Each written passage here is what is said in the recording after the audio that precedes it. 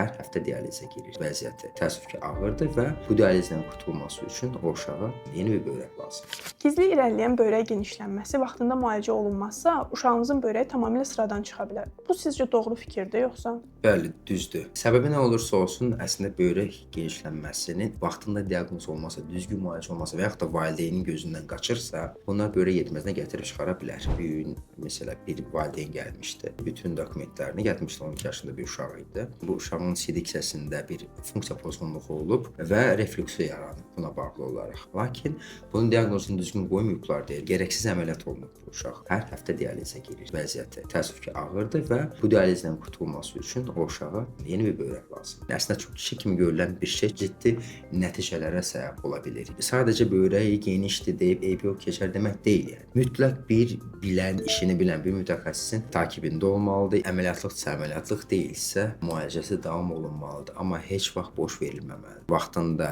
asan bir müdaxilə ilə, asan bir əməliyyatla həll ola biləcək bir şey uşağın ömrünə bais ola bilər.